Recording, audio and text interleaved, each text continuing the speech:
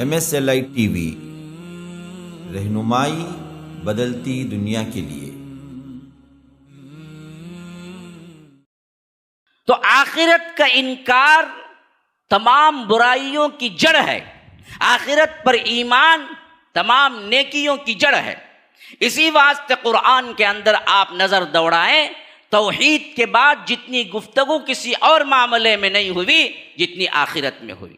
اسی اعتبار سے میں نے آپ کے سامنے سورہ قیامہ پوری کی پوری سورت تقریباً آپ کے سامنے پڑھ کے سنا دی، جس میں رب العالمین آخرت کے انکار کرنے والوں کی سزا بھی اور آخرت کا پورا منظر بھی لوگوں کے سامنے رکھتا ہے۔ یہ ڈائریکٹ رب العالمین کا کلام ہے، یہ جاوید کا کلام نہیں کہ سن کے آپ اس کان سے سنیں اور اس کان سے چھوڑ دیں۔ رب کا خطاب ہے کہ جو لوگ آخرت کے منکر رہے، آخرکار ہم ان کو نیست و نابود کر دیا، اور آخرت کا مرحلہ وہ مرحلہ ہے کہ سب کچھ تم ہی اکیلے جھیلنا ہوگا، اور رب العالمین اس وقت تمہارا ایک ایک پائی کا حساب لے گا۔ آج بھی جمعہ ہے، اللہ کے رسول صلی اللہ علیہ وسلم فرماتے ہیں کہ قیامت جمعہ کو قائم ہوگی۔ ہاں، ایسے ہی انسان اپنے اپنے کاموں میں مصروف ہوں گے، کسی کو پتہ نہیں چلے گا، حتیٰ کہ اللہ کے رسول صلی اللہ علیہ وسلم نے فرمایا کہ پانی پینے والا پیالہ اپنے منہ پہ لے جائے گا، ابھی گھونٹ نہیں بھرے گا کہ قیامت قائم ہو جائے گی۔ کپڑے کی تجارت ہو رہی ہوگی، کپڑے کے مول تول ہو چکے ہوں گے، ماپ کے میٹر کاٹنے والا کاٹنے نہیں پائے گا کہ قیامت قائم ہو جائے گی۔ ایسے ہی آئے گی جیسے کوئی اچانک آ کے دروازے پہ کھٹکھٹا کے داخل ہو جاتا ہے۔ اسی لیے فرمایا قاریعہ، اسی سے سورہ قاریعہ بھی ہے، القاریعہ مل قاریعہ وما ادراک مل قاریعہ، یہ کھٹکھٹا دینے والی، تم کیا سمجھتے ہو کہ کیا کھٹکھٹا دینے والی؟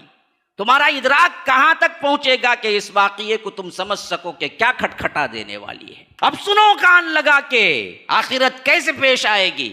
فَإِذَا نُفِخَ فِي الصُّورِ نَفْخَةٌ وَاحِدَةٌ، ایک ہی آواز، بس سب کے سب اٹھ کے کھڑے ہو جائیں گے۔ وَحُمِلَتِ الْأَرْضُ وَالْجِبَالُ فَدُكَّتَا دَكَّةً وَاحِدَةً، زمین کو کیا ہے کوٹ کوٹ کر کیا ہے برابر کر دیا جائے گا، اور پہاڑ اور غار سب ایک ہو جائیں گے، سب کے سب جمع ہو جائیں گے۔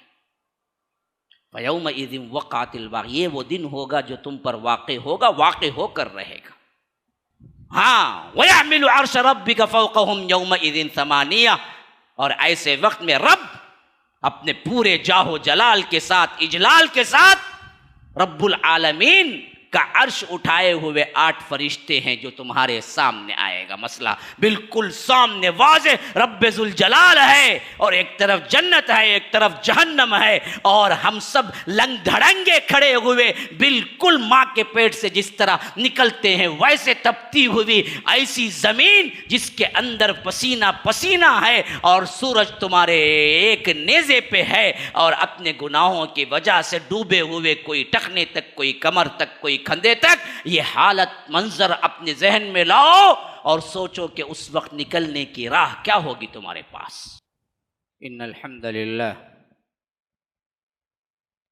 نحمده ونستعینه ونستغفره ونؤمن به ونتوکل علیہ ونعوذ باللہ من شرور انفسنا ومن سیئات اعمالنا، من يهده الله فلا مضل له ومن يضلل فلا هادي له، وأشهد أن لا إله إلا الله وحده لا شريك له، وأشهد أن محمدا عبده ورسوله، أما بعد، فإن خير الحديث كتاب الله، وخير الهدي هدي محمد صلى الله عليه وسلم، وشر الأمور محدثاتها وكل محدثة بدعة وكل بدعة ضلالة وفي رواية وكل ضلالة في النار۔ فأعوذ بالله السميع العليم من الشيطان الرجيم من همزه ونفثه ونفخه۔ بسم الله الرحمن الرحيم۔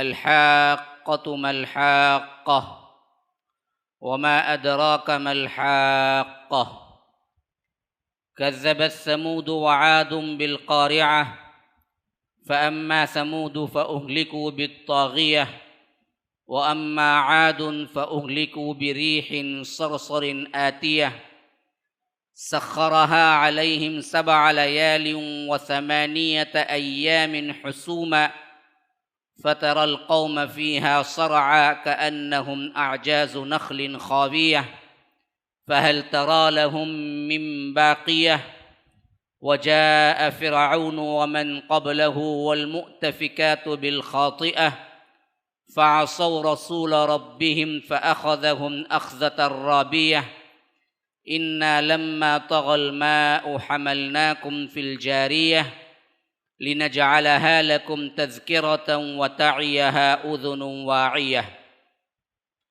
فإذا نفخ في الصور نفخة واحدة وحملت الأرض والجبال فدكتا دكة واحدة فيومئذ وقعت الواقعة وانشقت السماء فهي يومئذ واهية والملك على أرجائها ويحمل عرش ربك فوقهم يومئذ 8 يومئذ تعرضون لا تخفى منكم خافية فأما من أوتي كتابه بيمينه فيقول هاؤم اقرءوا كتابيه إني ظننت عني ملاق حسابيه فهو في عيشة راضية في جنة عالية قطوفها دانية كلوا واشربوا هنيئا بما أسلفتم في الأيام الخالية وأما من أوتي كتابه بشماله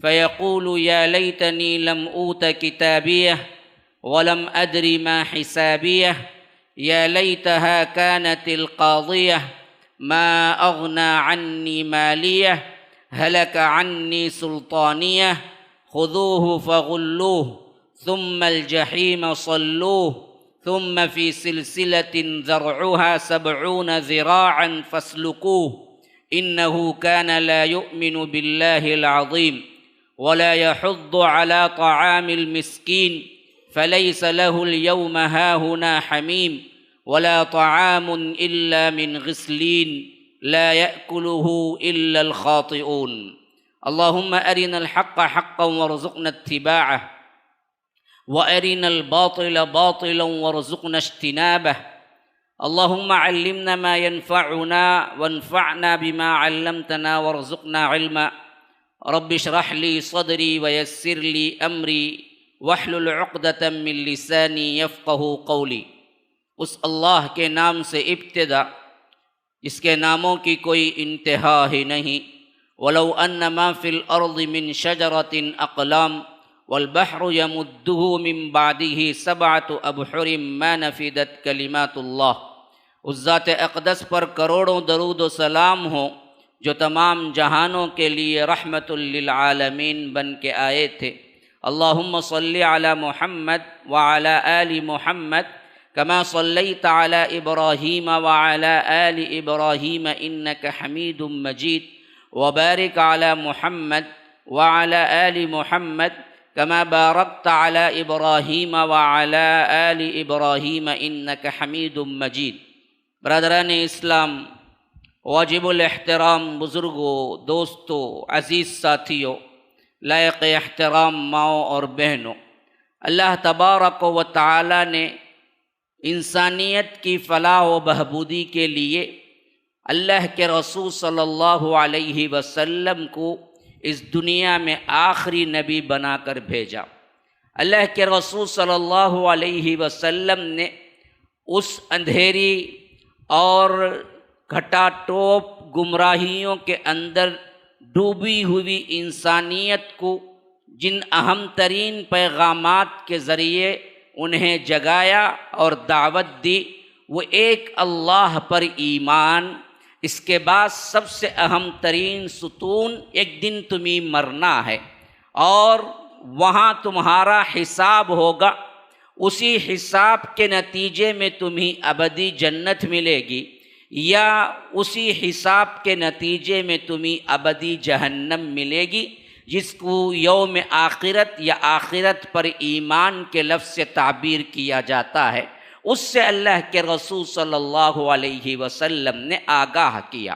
گزشتہ کے جمعے میں نے آپ کے سامنے توحید کی عظمت اور سب سے اہم ترین اتحاد و اتفاق کی بنیاد پر گفتگو کرتے ہوئے بتایا کہ اللہ تبارک و تعالی نے نبی آخر الزماں صلی اللہ علیہ وسلم کو توحید کی بنیاد پر مسلمانوں کو جوڑنے کا حکم دیا، اور یہی اصل بنیاد ہے جس کے ذریعے آج بھی مسلمان متحد ہو سکتے ہیں۔ اس متحد مسلمانوں کا سب سے اہم ترین منصوبہ اس دنیا میں کامیابی اور آخرت میں کامیابی کا ہوگا، تو یاد رکھیے اپنے ایمان کو مضبوط ترین بنیادوں پر استوار کرنے کے لیے آخرت کے عقیدے کے بغیر کوئی اور چارہ نہیں ہے۔ آخرت کے عقیدے کو اپنے اعتقاد میں اس حد تک شامل کر لینا کہ اللہ تبارک و تعالی گویا اس دنیا میں تمہیں ہر جگہ دیکھ رہا ہے اور تمہارا ایک ایک لمحہ ریکارڈڈ ہے، اور اس سلسلے میں رب العالمین تم سے پوچھے گا اور اس کے جواب کے بغیر تم جنت یا جہنم کہیں بھی نہیں جا سکتے، اس عقیدے کی پختگی ہے۔ اللہ تبارک و تعالی نے سورہ بقرہ، جو کہ ہمارے مصحف کا یوں سمجھیے کہ سب سے پہلا سورہ ہے، کیونکہ فاتحہ تو یوں کہہ لیجئے مقدمہ ہے، دیباجہ ہے، لیکن اصل وہاں سے سورت، جہاں سے قرآن شروع ہے وہ تو سورہ بقرہ ہے۔ یہاں پر ایمان والوں کی صفات کو ذکر کرتے ہوئے سب سے زیادہ جس پر زور دیا گیا وہ اسی بات پر ہے کہ یہ وہ بندے ہوتے ہیں جو آخرت پر یقین رکھتے ہیں۔ فرمایا الف لام میم ذالک الکتاب لا ریب فیہ ھدی للمتقین الذین یؤمنون بالغیب، کہ اللہ تبارک و تعالی نے فرمایا یہ الف لام میم ہے، ذالک الکتاب لا ریب فیہ، یہ ایسی کتاب ہے جس میں کوئی شک نہیں ہے، ھدی للمتقین، ہدایت ہے ان لوگوں کے لیے جو اللہ سے ڈرنے والے ہیں، متقی ہیں۔ وہ کون ہیں؟ الذین یؤمنون بالغیب، جو غیب پر ایمان لاتے ہیں۔ غیب پر ایمان، اب ذرا بتائیے آخرت کا ایمان کیا غیب کے اندر نہیں آتا ہے؟ سوچئے یہاں پر اہمیت کیسے دلائی جا رہی ہے۔ فرمایا کہ الذین یؤمنون بالغیب، یہ وہ لوگ ہوتے ہیں جو غیب پر ایمان لاتے ہیں۔ غیب میں کیا کیا ہے؟ اللہ غیب میں ہے۔ ہمارے لیے تو ایک اندازہ، ایک سوچنے کا یہ بھی ہے کہ اللہ کے رسول بھی آج ہمارے لیے غیب ہیں، کیونکہ اللہ کے رسول کو ہم نے نہیں دیکھا۔ تو فرمایا کہ بالغیب، غیب پر ایمان لانے والے ہیں۔ اچھا، یہ غیب میں کیا آخرت نہیں آتی؟ آخرت بھی غیب میں ہے، فرشتے غیب میں ہیں، اسی طرح اللہ تبارک و تعالی کا نظام غیب میں ہے، اللہ تبارک و تعالی کا عرش غیب میں ہے۔ لیکن فرمایا مجموعی طور پر الذین یؤمنون بالغیب، یہ وہ لوگ ہوتے ہیں جو غیب پر ایمان لاتے ہیں۔ ہاں، تو غیب کے اندر آخرت بھی آ گئی، غیب کے اندر اللہ پر ایمان بھی آ گیا، غیب کے اندر فرشتے بھی آ گئے، لیکن رب العالمین نے اسے الگ سے ذکر کر رہا ہے۔ اب ذرا آگے پڑھو، الذین یؤمنون بالغیب ویقیمون الصلاۃ، اور نماز قائم کرتے ہیں۔ پھر کیا ہوا؟ ہاں، فرمایا کہ الذین یؤمنون بالغیب ویقیمون الصلاۃ ومما رزقناہم ینفقون، جو کچھ ہم نے انہیں دیا ہے اس میں سے خرچ کرتے ہیں۔ والذین یؤمنون بما انزل الیک، جو آپ کی طرف نازل کیا گیا ہے قرآن، اس پر بھی ایمان لاتے ہیں۔ وما انزل من قبلک، جو اس سے پہلے ہے، تورات، انجیل، زبور، جتنی کتابیں ہیں اس پر بھی ایمان لاتے ہیں۔ اچھا، یہ ایمانیات کا ایک الگ سی فہرست آ گئی۔ اب آخری میں پھر بات کہاں ختم ہو رہی ہے ذرا دیکھو، وَبِالْآخِرَةِ هُمْ يُوقِنُونَ، یہ وہ لوگ ہوتے ہیں جو آخرت پر یقین رکھتے ہیں۔ جب غیب پر ایمان لانے میں آخرت اندر شامل ہے، آخرت بھی غیب ہی ہے، لیکن اسے الگ سے پھر بتایا گیا کہ یہ وہ لوگ ہوتے ہیں جو آخرت پر یقین کامل رکھتے ہیں، تو معلوم ہوا اس کی بڑی اہمیت ہے۔ غیب پر ایمان لانے کے جتنے ارکان ہیں ان تمام میں آخرت سب سے اہم ترین ہے۔ اس کا عقیدہ جتنا پختہ ہوگا تمہارے ایمان کے اندر مضبوطی ویسے ہی ہوگی۔ آخرت پر زیادہ زور دیا گیا، فرمایا کہ وَبِالْآخِرَةِ هُمْ يُوقِنُونَ، یہ وہ لوگ ہیں اولئک علی ھدی من ربہم واولئک ھم المفلحون، تمہارے رب کی طرف سے یہ ہیں ہدایت یافتہ اور یہی وہ لوگ ہیں جو کامیاب ہیں۔ تو آخرت کا الگ سے پھر ذکر کیا گیا۔ تو سب سے اہم ترین موضوع قرآن نے توحید کے بعد آخرت دیا کہ مسلمانوں یہ زندگی نہیں ہے اصل زندگی، یہ زندگی صرف دھوکہ ہے۔ وَمَا الْحَيَاةُ الدُّنْيَا إِلَّا مَتَاعُ الْغُرُورِ، یہ دھوکے کا سامان ہے جو تم کو دکھ رہا ہے، اصل زندگی تو کیا ہے؟ تِلْكَ الدَّارُ الْآخِرَةُ، تمہارے لیے آخرت کی زندگی ہے، ہم وہ دیں گے تمہیں۔ اور اس حساب و کتاب کا یقین جتنا تمہارے لیے آگے بڑھے گا اتنا ہی تمہارے ایمان کی مضبوطی ہوگی اور تم اللہ اور اس کے رسول کی اطاعت میں آؤ گے۔ جتنا کمزور پڑے گا اتنا ہی تم اللہ تبارک و تعالیٰ کی نافرمانی اور دین سے دور بھاگو گے۔ آج ہماری حالت یہی ہے کہ لفظی اعتبار سے تو ہم آخرت پر ایمان رکھتے ہیں، اعتقادی طور پر عملی اعتبار سے ہم اس سے کوسوں دور ہیں۔ اور عذابات الہیہ بھی جب بھی نازل ہوئے ان میں عمومی طور پر سب سے اہم ترین کردار توحید کے مقابلے میں شرک تھا میرے دوستو، جن پر اللہ نے قوموں کو برباد کر دیا۔ خالی شرک تھا نہ، سب سے بڑا گناہ شرک کے بعد کوئی تھا تو وہ تھا آخرت کا انکار۔ آخرت کا انکار، وہ مانتے نہیں تھے کہ زندگی کوئی اور زندگی بھی ہے اس دنیا کے علاوہ۔ وما یہلکنا الا الدہر، یہ زمانہ ہمیں مارتا ہے جلاتا ہے۔ یہ کیا ہے؟ کمیونسٹ ذہنیت کے بھی اس زمانے میں تھے جس کا ذکر قرآن کر رہا ہے۔ لیکن عمومی طور پر مشرکین مکہ باوجود یہ کہ ان کے پاس بھی ایک عقیدہ تھا جو وہ یہ کہتے تھے کہ ابراہیم علیہ السلام کی پیروی میں ہے، لیکن عقیدہ آخرت کا بڑا مذاق اڑاتے تھے۔ اللہ تبارک و تعالی ان کے انداز کو کئی مرتبہ کئی جگہوں پر قرآن کے اندر ذکر کیا ہے۔ فرمایا والنازعات غرقا والناشطات نشطا والسابحات سبحا والسابقات سبقا فالمدبرات امرا یوم ترجف الراجفہ تتبعها الرادفہ قلوب یومئذ واجفہ ابصارها خاشعہ یقولون انا لمردودون فی الحافرہ، ہم پلٹائے جائیں گے، ہماری ہڈیاں بوسیدہ ہو جائیں گی، ہمیں دفن کر دیا جائے گا، کہ لوگ کہتے ہیں کہ پھر ہمیں اٹھا کھڑا کیا جائے گا۔ یہ کب ہوگا؟ یہ کیسے ہوگا؟ اللہ تبارک و تعالی نے ان کا قول نقل کر کے کہا ہے کہ نہیں، یہ ہو کر رہے گا۔ کلا اذا دکت الارض دکا دکا وجاء ربک والملک صفا صفا، کہ ہم دراصل اس زمین کو کوٹ کوٹ کے برابر کر دیں گے، پھر ملائکہ جب آئیں گے سب باندھے کھڑے ہوں گے تو پھر رب العالمین تمہارے حساب کے لیے آئے گا۔ تو آخرت کا انکار تمام برائیوں کی جڑ ہے، آخرت پر ایمان تمام نیکیوں کی جڑ ہے۔ اسی واسطے قرآن کے اندر آپ نظر دوڑائیں، توحید کے بعد جتنی گفتگو کسی اور معاملے میں نہیں ہوئی جتنی آخرت میں ہوئی۔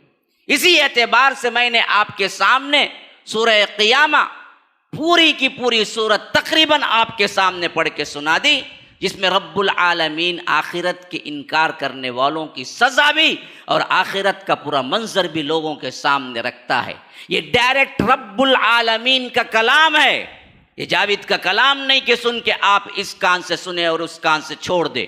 رب کا خطاب ہے کہ جو لوگ آخرت کے منکر رہے آخر کار ہم ان کو نیست و نابود کر دیا، اور آخرت کا مرحلہ وہ مرحلہ ہے کہ سب کچھ تم ہی اکیلے جھیلنا ہوگا، اور رب العالمین اس وقت تمہارا ایک ایک پائی کا حساب لے گا۔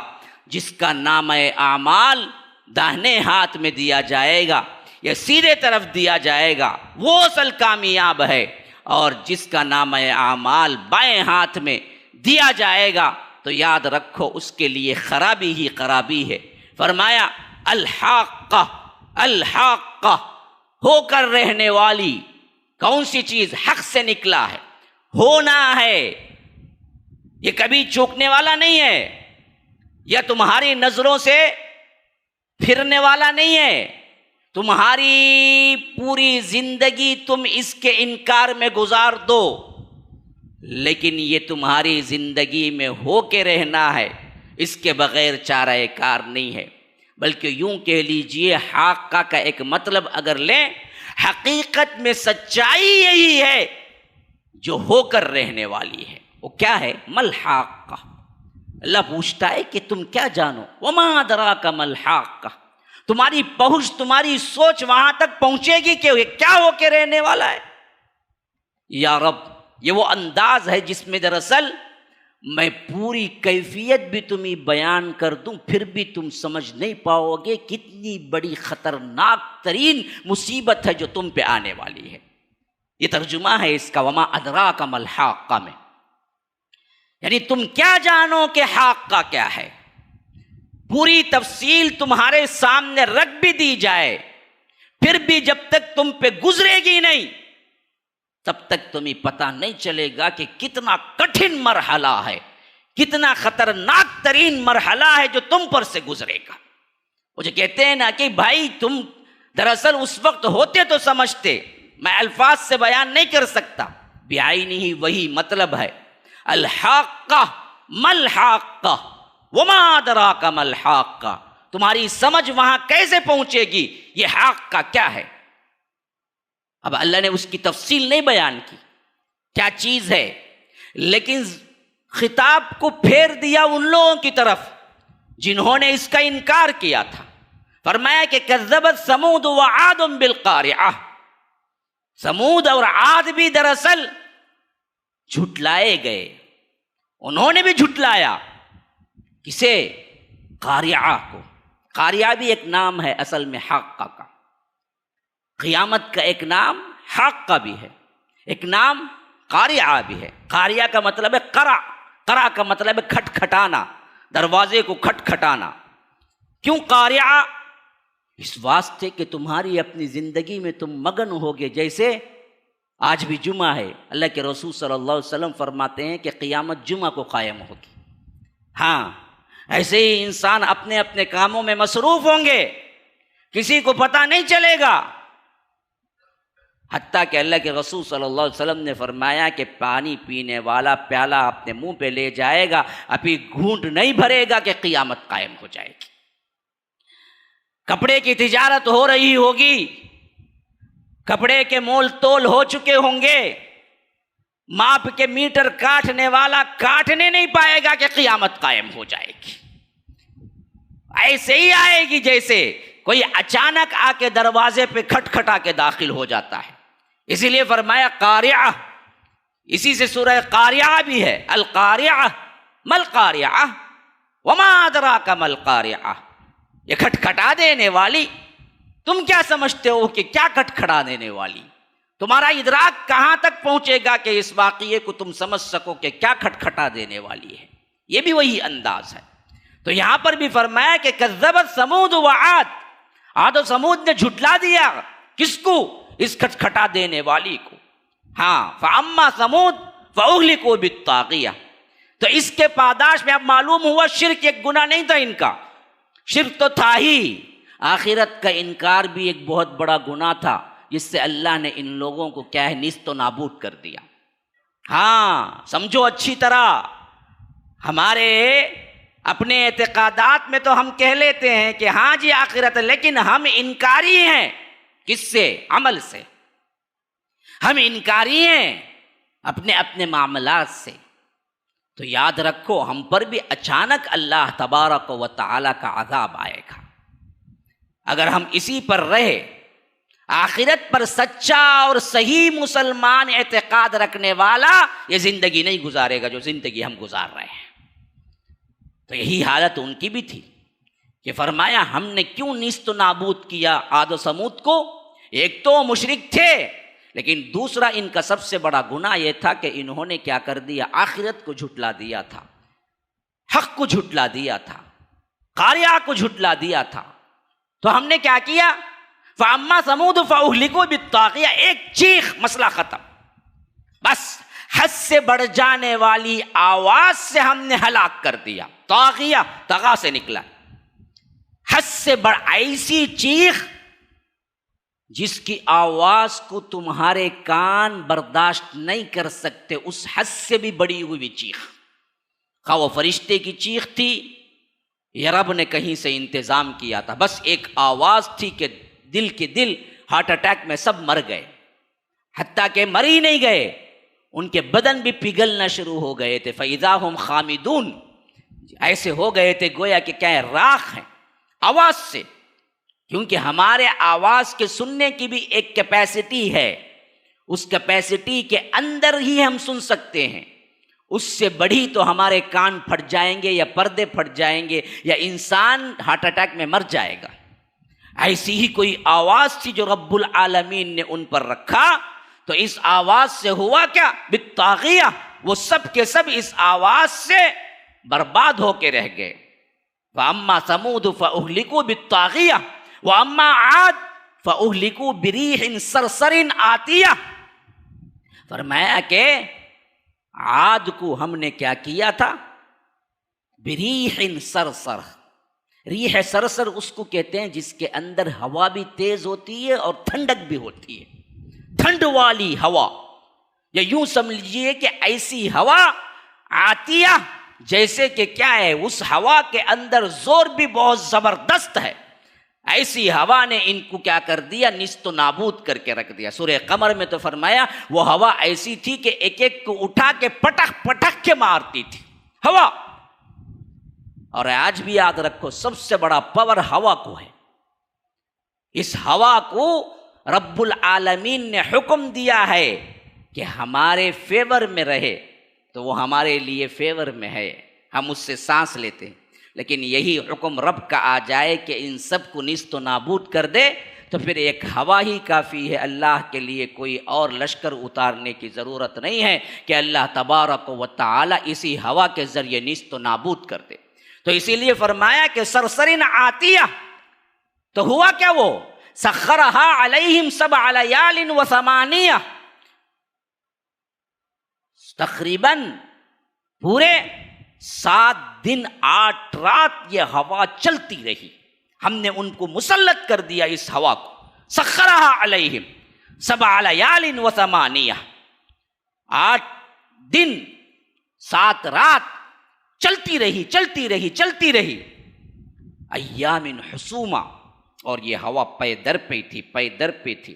ایک تو حسم کہتے ہیں پے در پہ آنے کو، ایک حسوم کہتے ہیں جڑ کاٹ کر رکھ دینے کو۔ ہم نے یہ ہوا چلائی اس واسطے کہ ان کی جڑیں کاٹ کے رکھ دے، یا اس کا ایک معنی یہ ہے کہ ہم نے یہ ہوا چلائی مسلسل مسلسل مسلسل 7 رات 8 دن چلتے رہے۔ وَثَمَانِيَةَ أَيَّامٍ حُسُومًا فَتَرَى الْقَوْمَ فِيهَا سَرَعًا كَأَنَّهُمْ أَعْجَازُ نَخْلٍ خَاوِيَةٍ۔ اللہ کے رسول صلی اللہ علیہ وسلم اور ہم سب کو مخاطب کر کے پوچھا گیا ہے، اب تم اس قوم میں سے کوئی باقی دیکھتے ہو؟ کوئی باقی بچا ہے؟ آخرت کا انکار کرنے کے پاداش میں ان سب کو ہم نے نیست و نابود کر دیا، اور آج کوئی ان میں سے نہیں بچا ہے۔ فَتَرَى الْقَوْمَ فِيهَا سَرَعًا كَأَنَّهُمْ أَعْجَازُ نَخْلٍ خَاوِيَةٍ، ایسے پڑے رہ گئے۔ جب وہ ہوا ختم ہوئی نا جی، بستی کا منظر دیکھنے والوں نے دیکھا کہ کھجور کے لمبے لمبے تنے ہیں جو پڑے ہوئے ہیں، حالانکہ وہ کھجور کے تنے نہیں تھے بلکہ انسان تھے۔ یہاں پر یہ اشارہ بھی ہے کہ وہ انسان بہت اونچے تھے، تمہاری تو دراصل 6 فٹ کی نہیں ہے، 5 فٹ کی نہیں ہے، اور کوئی 7 اور 6 کے اوپر پہنچ جاتا ہے تو ہم اس کو یوں دیکھتے ہیں۔ اللہ کہتا ہے کہ یہ عاد و سمود کو ہم نے مارا ہے، ان کے تو کیا ہیں، ایسے ایسے قدم تھے کھجور کے تنے جیسے بڑے بڑے لوگ تھے، بڑے طاقتور لوگ تھے، اپنے آپ میں بڑے ہی زبردست تھے، اپنی خوبصورتی پہ بڑا ناز تھا، ایسوں کو ہم نے ایسے مارا کہ جب ان کی میتیں پڑی ہوئی تھی بستی کے اندر تو دیکھنے والوں کو ایسے لگتا تھا گویا کہ کھجور کے کھوکھلے تنے ہیں جو پڑے ہوئے ہیں، اعجاز نخل خاویہ فہل تری لہم من باقیہ، اب کوئی باقی ہے؟ ہم نے ان کو نیست و نابود کر دیا۔ وجہ کیا تھی؟ آخرت کو یہ لوگ مانتے نہیں تھے، آخرت کا ڈر نہیں رکھتے تھے، آخرت کے لیے جیتے نہیں تھے، یہ دنیا ہی کو سب کچھ سمجھ لیا تھا۔ پھر کیا ہوا؟ وجاء فرعون، اس کے بعد فرعون آیا، ومن قبلہ والمؤتفکات بالخاطئہ، اور اس سے پہلے قوم لوط کی وہ بستیاں تھی جس کو ہم نے الٹا کے مار دیا۔ مؤتفکات یعنی تلپٹ کر دینا، زمین کو چھتیں اوپر چھتیں نیچے، ان کی زمین اوپر ہو گئی، اللہ نے ان کو اٹھا دیا ان کے زمین سے، ان کی جگہوں سے، اور لے جا کے اوپر سے پٹک دیا۔ عالیہا سافلہا وامطرنا علیہا حجارۃ من سجیل منضود، ہم نے ان کو اٹھایا اوپر اوپر اوپر، یہاں تک کہ پھر انہیں پلٹایا، پھر وہاں سے انہیں زمین پہ دے مارا، پھر اس کے بعد جہنم میں تپے ہوئے پتھروں کی ہم نے بارش کر دی۔ یہ قوم لوط، وجہ کیا تھا؟ ان کا بھی بہت اہم ترین گناہ تھا، بے حیائی کا گناہ، بے حیائی کا، ہم جنس پرستی کا گناہ، جو آج ہم میں عام ہوتا جا رہا ہے، ہمارے نوجوانوں میں بے باکیاں آتی جا رہی ہیں۔ ہاں، ایسے ایسے بچے ہیں بے باک، کہتے ہیں کہ ہم ہی کیا ہیں، عورتوں سے زیادہ مردوں میں انٹرسٹ ہے، ہم مرد ساتھ رہتے ہیں، میں اس بیماری میں مبتلا ہوں، میں کیا کر سکتا ہوں؟ ایسے فون بھی مجھے آئے ہیں، اپنے بچے مسلمان، یہی وہ چیز تھی جس کی وجہ سے اللہ نے ان کو یہ عذاب دیا کہ ان کی بستیوں کو اٹھا دیا اور بستیوں کو اوپر لے جا کے وہاں سے پلٹا کے نیچے پھینکا۔ حتیٰ کہ تفسیر ابن کثیر کی روایت کے مطابق تو لوط کی بستی کے کتوں کے بھونکنے کی آواز کو آسمان کے فرشتوں نے سنا، اس حد تک اوپر لے گئے بستی کو، پوری کی پوری بستی کو۔ حضرت جبرائیل آئے، ایک پر مارا، پر سے بستی کو اٹھا لیا، پھر لے گئے لے گئے لے گئے لے گئے لے گئے لے گئے، اتنا لے گئے کہ کہتے ہیں کہ ان بستی کے کتے کے بھونکنے کی آوازوں کو ملائے اعلیٰ نے سنا، پھر اس کے بعد پلٹا کے مارا نیچے زمین پر، تو حالت کیا ہوگی؟ اسی وقت وہ ریزہ ریزہ ہو چکے ہوں گے، لیکن عذاب تب بھی نہیں تھما۔ اس کے بعد فرمایا کہ وَأَمْطَرْنَا عَلَيْهِمْ حِجَارَةً مِّن سِجِّيلٍ مَّنضُودٍ، پھر ہم نے نشان زدہ کیے ہوئے پتھر تپا کے جہنم سے پھینکے ان پر۔ کس کس پہ پڑھنا تھا؟ ایک ایک نام لکھا ہوا تھا برابر، یہ بدبخت فلاں پہ، یہ بدبخت فلاں پہ، یہ بدبخت فلاں پہ، یہ کیوں؟ ان بدبختوں کا حال سب سے برا ایک ایسے گناہ کی طرف تھا جو اس سے پہلے دنیا میں کوئی نہیں کیا۔ اتأتون الفاحشۃ ما سبقکم بہا من احد من العالمین، ارے بدبختو، دنیا کے اندر اس سے پہلے اس طرح کا گناہ کسی اور نے نہیں کیا جو تم نے کیا پہلی مرتبہ۔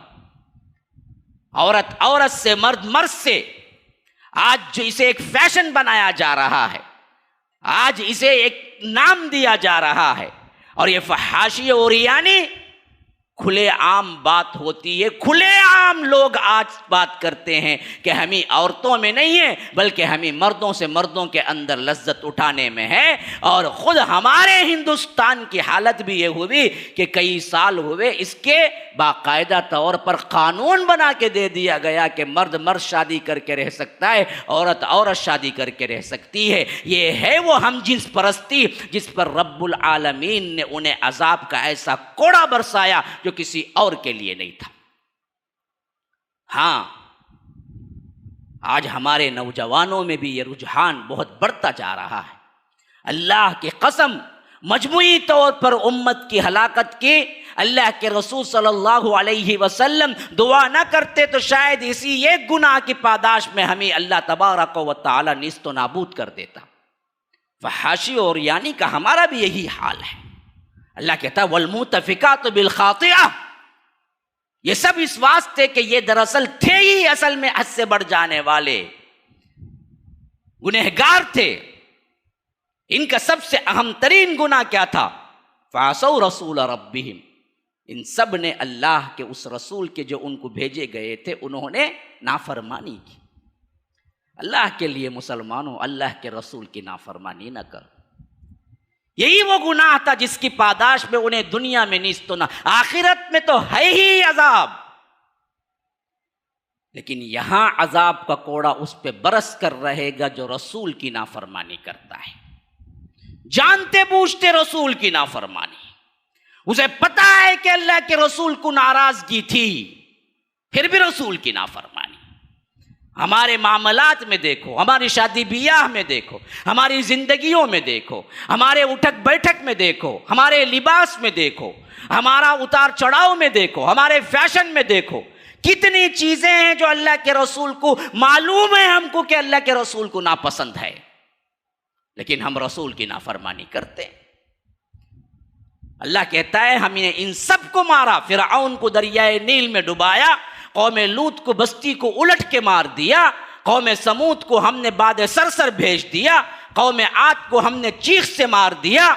ان سب کا واحد ایک گناہ تھا. وہ کیا گناہ تھا؟ فعصوا رسول ربہم، ان بدبختوں نے اپنے اپنے رسولوں کی نافرمانی کی. سب سے بڑے رسول امام الانبیاء سید المرسلین و آخرین ہم کو عطا ہوئے، فضیلت کے اعتبار سے بعد میں ہیں سب رسول. ان کی نافرمانی پہ اللہ نے یہ عذابات اتارے.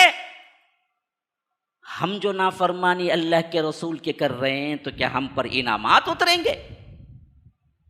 ہم پر عذابات نہیں اتریں گے. صبح سے لے کر شام تک ہم رسول کی نافرمانی میں ڈوبے ہوئے نہیں ہیں. اللہ کے رسول نے جس جس چیز سے منع کیا وہی کرتے آ رہے ہیں، لیکن ہمیں احساس تک نہیں کہ ہم رسول کے نافرمان بن چکے ہیں. فعصوا رسول ربہم فاخذہم اخذۃ الرابیہ، جب ہم نے ان کو پکڑا تو بڑا سخت پکڑ، ہماری پکڑ سے کوئی چھوٹنے والا نہیں ہے، ایسی سخت پکڑ ہم نے پکڑی ہے.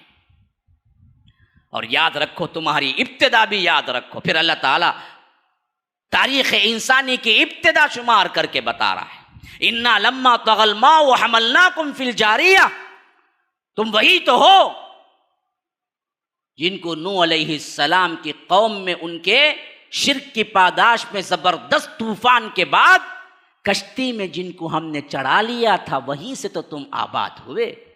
ہم آج جو کچھ بھی بیٹھے ہوئے ہیں کہاں سے آ گئے؟ حضرت آدم کے بعد اللہ نے قوم کو پوری کی پوری انسانیت کو طوفان میں غرق کر دیا، اور 40-80 لوگ جو سوار ہوئے کس میں؟ نوح کی کشتی کے اندر. وہی 40-80 سے ہم نے پھر دوسری انسانیت کی ابتدا ہوئی جو آج ہم سب آباد ہیں. اسی لیے فرمایا کہ تم وہی تو ہو. بھول گئے اپنی اصلیت کو. طغى الماء حملناکم فی الجاریہ، ہم نے دراصل کیا کیا؟ تم کو کشتی میں لے لیا تھا جو چل رہی تھی، اسی کشتی میں حفاظت سے ہم نے تم کو بچا لیا تو تمہاری نسلیں آباد ہوئی، ورنہ اس کشتی کو بھی ہم ڈوبنے چھوڑ دیتے تو پھر انسانیت باقی نہیں رہتی. لِنَجْعَلَهَا لَكُمْ تَذْكِرَةً وَتَعِيَّهَا أُذُنٌ وَاعِيَةٌ. یہ سب قصے جو گزر چکے ہیں اصل میں بہت بڑی یاد دہانی ہے مسلمانوں. کس کے لیے؟ جو بیٹھ کے اونگتا ہے، سوتا ہے، 40 منٹ کے 50 منٹ کے خطبے میں بھی اسے نیند آ جاتی ہے، اس کے لیے نہ. تذکرۃ وتعیھا اذن، کان لگا کے جو سنتا ہے اس کے لیے نصیحت ہے. ہاں، جو سننا ہی نہیں چاہتا اس کے لیے کہاں کی نصیحت آئے گی؟ آج ہمارا معاملہ ایسے ہی ہے. 40-50 منٹ کا خطبہ بھی سننے کے اہل نہیں ہیں ہم، بیٹھتے ہی نیند آ جاتی ہے. پریشان حالت میں آتا ہے بندہ، کب نماز ختم ہوگی، کب بھاگوں. ابھی بزنس چھوڑ کے آیا ہوا ہوں، ابھی ایک بچے کو کہہ کے آیا ہوں ذرا دیکھ لے بیٹا وہ کب بھاگ جائے گا، یا میری دکان بالکل برباد ہو جائے گی، یا کسٹمر چلا جائے گا. یہی ذہنیتیں لے کے یہاں بیٹھتا ہے تو سنے گا کیا؟ خاک سنے گا. اسی لیے فرمایا کہ اصل میں تذکرہ ہے لوگوں کے لیے، یاد دہانی ہے ان واقعات میں. کن کو؟ وَتَعِيَهَا اُذُن، کان جو لگا دے نصیحت حاصل کرنے کی نیت سے بیٹھے، اس کے لیے ہے، اس کے لیے نہیں ہے جو رسم پوری کرنے کے لیے آ گیا ہے کہ کیا کہ خطبے میں بیٹھو بولے بیٹھ گیا کہ ورنہ جمعہ نہیں ہوتی کہتے. اس کے پہلے سے ٹائم سیٹ کر کے آتے. اور ہمارے لوگ بھی کیا کیے، عوام کے مطابق دیکھے، آہا ان کو لمبا لمبا بولے تو نہیں ہوتا، اس واسطے کیا کرتے، ممبر پہ چڑھتے ہی 2 منٹ کا خطبہ، انہیں وضو کر کو آیا تھا اس کا خطبہ ختم ہو جاتا، انہوں اترے تو انہیں بھی جم جاتا، نماز پڑھ لیتا، چل جاتا، مسئلہ ہی ختم. باقی پورا خطبہ کیا ہے، تحت المنبر، نیچے کھڑے ہو کے 1 گھنٹہ انہوں بولتے، اس میں کوئی آئے یا نہ آئے، نہ ان کو سمجھ آتی نہ لوگوں کو سمجھ آتی، وہ خطبہ پڑھتے رہتے کتابیں لے لے کے. ایسے کر کے جمعہ کا پورا پاور غارت کرتی. جو روحانی سسٹم شریعت نے بنایا تھا کہ 1 ہفتے کا پورا چارج تمہیں یہاں سے ملے گا، ہم نے مساجد میں عام طور پر خطبے تو رکھ دیے، لیکن ایسے خطبے نہ خطیب کو آدھا سمجھ آتا ہے نہ اس کو آدھا سمجھ آتا ہے سامعین کو. اور اصل منبر کا خطبہ ہم نے کیا کر دیا، 5 منٹ کا خطبہ بنا کے عربی میں وہ کتاب پڑھتا ہے، اور اس کو اس سے زیادہ میٹھی نیند آتی، لوری دیے جیسا رہتا اسے. ابھی ماشاء اللہ ابھی ذرا سونے کی تیاری کرا، اس کے بعد ابھی ذرا بولتے ہی، اس کے بعد جیسے ہی ختم ہوا نماز پڑھ کے نکل گئے. جمعہ کی وہ روح ہی نکل گئی. اس کی وجہ سے شریعت نے جمعہ کا کنڈکٹ اور جمعہ کو کیا ہے سب سے اہم ترین مرتبہ دیا تھا. آج ہمارے مساجد میں یوں خطبے ہوتے، اس کے اندر نصیحتیں ہوتی، اپنی زبان میں ہوتے منبر پہ. یاد رکھیے 1 مہینے کی ضرورت ہے کہ حالات بدل کے رہ جائے. ہم نے تو خطبے کو ہی کیا کر دیا، ملیا میٹ کر دیا، خاموشی اور خطبہ دونوں برابر کر کے رکھ دیا. کچھ نصیحت ملتی ہی نہیں اس کو. حالانکہ خطبہ تو تھا تمہارے لحاظ سے، تمہاری زبان اردو ہے تو اردو میں، کہیں تمل ہے تو تمل میں، تب تو نصیحت ملے گی نا جی. وَتَعِيَهَا اُذُنٌ وَاعِيَةٌ، تب تو تمہارے کان لگیں گے نا سننے کے لیے. جو زبان تمہیں آتی ہی نہیں اس زبان میں خطبہ ہو، کروڑوں کی عوام جمتی ہے جمعہ میں، لیکن تبدیلی 1% کی نہیں ہوتی، 1% کی نہیں ہوتی. اسی واسطے ہمارے بھی بعض لوگ بڑے پریشان ہو جاتے ہیں، مول صاحب اتنا لمبا خطبہ ہمیں آتے جلدی میں بھاگنے کے واسطے، ہمیں کب سننے آتے؟ ہمیں سننے آئے تو اچھا لگے گا نا، 5 منٹ بڑھ بھی جائیں تو اور اچھا لگے گا کہ بھائی ہمیں سننے کے لیے کچھ نہ کچھ ملتا. ہم تو پوری پلاننگ سے آتے ہیں کہ آئیں گے، نماز پڑھیں گے، بھاگیں گے اپنا شیڈول. ہمیں سننا کیا ہے، لینا دینا کیا ہے اس سے؟ تو اس واسطے نہ تبدیلی ہوتی ہے نہ کچھ اندر سے کیا ہے انقلاب برپا ہوتا ہے. میرے بھائیوں، یہی وہ خطبات تھے جس کی وجہ سے جناب محمد الرسول اللہ صلی اللہ علیہ وسلم نے وہ قوم جو کہ صرف اور صرف برائیوں کا یوں مجموعہ کہہ لیجئے کہ خانہ بدوش قوم تھی، لیکن 23 سال کے مدت میں سب سے اعلیٰ ترین انسان بنا کے چھوڑا. وہ آتے تھے تو سننے کے لیے آتے تھے، غور کرنے کے لیے آتے تھے، زندگیاں لگاتے تھے، ایک بات عمل کے لیے سنتے تھے. تو اللہ کہتا ہے کہ ان تمام چیزوں کو ہم نے یہ واقعات تمہارے سامنے رکھے. کیوں رکھے ہیں؟ ان میں بڑی نصیحتیں ہیں. وَتَذْكِرَةٌ اُذُنٌ وَاعِيَةٌ، لیکن اس کان کے لیے جو کان لگا کے سنتا ہے. اب سنو کان لگا کے، آخرت کیسے پیش آئے گی. فَإِذَا نُفِخَ فِي الصُّورِ نَفْخَةٌ وَاحِدَةٌ، ایک ہی آواز، بس سب کے سب اٹھ کے کھڑے ہو جائیں گے. وَحُمِلَتِ الْأَرْضُ وَالْجِبَالُ فَدُكَّتَا دَكَّةً وَاحِدَةً، زمین کو کیا ہے کوٹ کوٹ کر کیا ہے برابر کر دیا جائے گا، اور پہاڑ اور غار سب ایک ہو جائیں گے، سب کے سب جمع ہو جائیں گے. فَيَوْمَئِذٍ وَقَعَتِ الْوَاقِعَةُ، یہ وہ دن ہوگا جو تم پر واقع ہوگا، واقع ہو کر رہے گا. وَانشَقَّتِ السَّمَاءُ فَهِيَ يَوْمَئِذٍ وَاهِيَةٌ، آسمان پھٹے گا اور ٹکڑے ٹکڑے ہو کے کمزور ہو جائے گا. جو کروڑوں سال سے ایک سوراخ نہیں کر سکے وہ مضبوط ترین آسمان ٹکڑے ٹکڑے ہو کے کمزور ہو جائے گا تو تمہارے بنائے ہوئے عمارتوں کا کیا حال ہوگا. وانشقت السماء فهي يومئذ واهية والملك على ارجائها. فرشتے آسمان پر رہنے والے کہاں جائیں گے؟ اللہ کہتا ہے اس وقت ہم کنارے پہ کھڑا کریں گے، کیونکہ آسمان تو متحمل نہیں ہوگا، وہ تو کمزور ہو کے ٹکڑے ہو چکا ہوگا، وہ تو کنارے پہ کھڑے ہوئے ہوں گے. ہاں وَيَحْمِلُ عَرْشَ رَبِّكَ فَوْقَهُمْ يَوْمَئِذٍ ثَمَانِيَةٌ.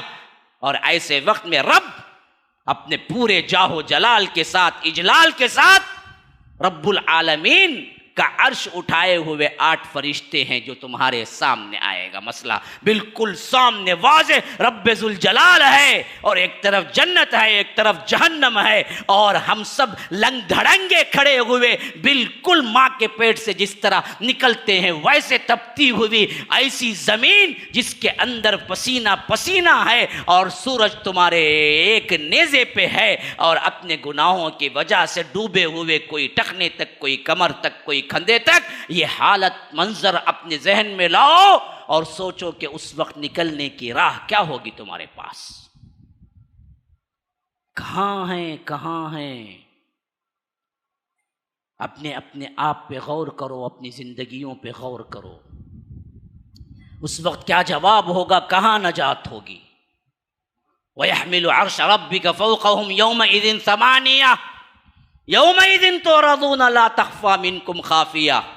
یہ وہ ایسا دن ہوگا تمہارا ہر حساب، ہر چیز پیش کر دی جائے گی. رب العالمین سے کوئی چیز چھپی ہوئی نہیں ہوگی. رات کے گناہ، اندھیرے کے گناہ، نٹ کے گناہ، انفرادی گناہ، جو کچھ تم نے سمجھا تھا کہ کوئی دیکھنے والا نہیں ہے، وہ سب کا سب رب العالمین کے سامنے آ چکا ہوگا. ایسے وقت تمہارا کیا حال ہوگا، سوچو. هذا وباللہ التوفیق وصلی اللہ وسلم علی نبینا محمد. اسأل اللہ لی ولکم ولسائر المسلمین من کل ذنب فاستغفروه انہ هو الغفور الرحیم. السلام علیکم ورحمۃ اللہ وبرکاتہ. محترم بھائیوں، کچھ اہم اعلانات ہیں، سماعت فرمائیں. کل بروز ہفتہ بعد نماز عشاء انشاءاللہ تفسیر کا پروگرام رکھا گیا ہے. فضیلت الشیخ حافظ جاوید عثمان ربانی حفیظہ اللہ انشاءاللہ آپ کے سامنے تفسیری نکات بیان کریں گے. آپ بخوبی جانتے ہیں کہ مسجد السلام کے اخراجات کافی زیادہ ہیں، اور یہ تمام کے تمام آپ لوگوں اہل خیر حضرات کے تعاون سے ہی پورے ہوتے آ رہے ہیں. اس لیے آپ تمام سے گزارش ہے کہ جاتے ہوئے اللہ کے راستے میں زیادہ سے زیادہ دے کر جائیں. اللہ رب العالمین ہمیں اس کا بدلہ دنیا و آخرت میں عطا کرے. شکراً، جزاکم اللہ خیراً. السلام علیکم ورحمۃ اللہ وبرکاتہ.